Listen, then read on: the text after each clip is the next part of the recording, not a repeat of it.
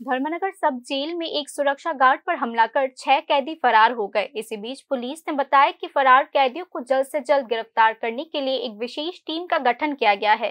धर्मनगर सब जेल में नवमी की सुबह करीब 6:20 पर एक सनसनीखेज घटना घट गई।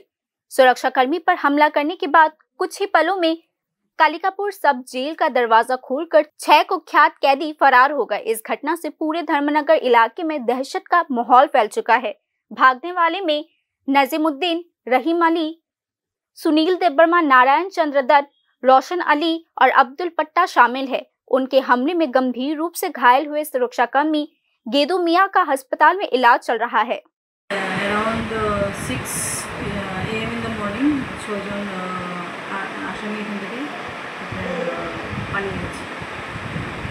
এদের নাম একজন হচ্ছে নাজিমুদ্দিন, আন্ডার ট্রায়াল, ও কনভিক্ট ছিল না, আন্ডার ট্রায়াল। আব্দুল পাত্তাও under trial. Roshan Ali under trial. আর নারায়ণ চন্দ্র দত্ত আন্ডার ট্রায়াল। আর সুনীল দেববর্মা হচ্ছে ওনার লাইফ ইমপ্রিজনমেন্ট ছিল। ওরা কিভাবে পালিয়ে গেছে? অ্যাকচুয়ালি আমাদের যে স্টাফ ছিল ওরা সকালবেলা ওদেরকে জেনারেলি এখানে সিস্টেমটা হলো যে ওদের 6টার সময় ওদের যে ন্যাচারাল কোর্স আছে, ব্রেকফাস্ট বা স্নান টানের জন্য ওদেরকে ছাড়া ওরা সকালবেলা ছাড়া হয়। মানে ওই মেইন গেট ওদের যে রেসিডেন্সিয়াল এরিয়া আছে, যেটা সেল এরিয়া আছে, ওটা থেকে ওরা আসে। এসে ওরা ব্রেকফাস্ট বা ওদের ব্রেকফাস্ট বা যেখানে স্টাফ কম ওরাই ওদের ব্রেকফাস্ট কুকিংয়ের কাজ করে। এই কাজের জন্য ওরা এসেছে। এসে হঠাৎ করে আমাদের যে গার্ড ছিল ওনার উপর অ্যাটাক করে ওনার হাত থেকে চাবি ताला নিয়ে ताला খুলে ওরা পালিয়ে যায়। घटना के तुरंत बाद व्यापक तलाशी अभियान शुरू कर दिया गया है। सीमा सुरक्षा बल और आसपास के पुलिस थानों को भी अलर्ट पर रखा गया है। एक विशेष टीम का गठन किया गया है और फरार कैदियों की जल्द से जल्द गिरफ्तार करने के प्रयास किए जा रहे हैं। पुलिस ने कहा भागने वाले सभी कुख्यात अपराधी थे। रोशन अलीर सेक्शन হচ্ছে अंडर सेक्शन 457।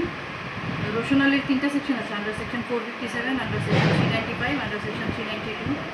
রহিম আলীর সেকশন আছে अंडर सेक्शन 331, अंडर सेक्शन 330।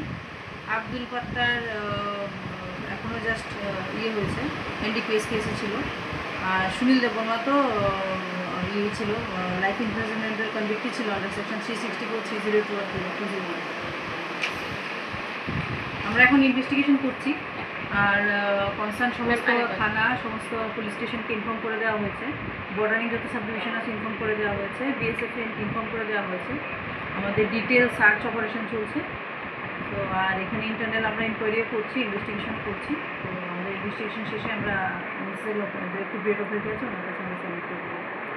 इन कुख्यात अपराधियों के भागने के बाद सीसीटीवी फुटेज और अपराधियों की तस्वीर सहित विस्तृत जानकारी सुरक्षा, खुफिया और मीडिया में प्रस्तुत की गई है। हालांकि पुलिस और प्रशासन की गतिविधियों में थोड़ी राहत मिली है, लेकिन धर्मनगर के आम लोग इस घटना को लेकर काफी चिंतित है। Bureau report, news now.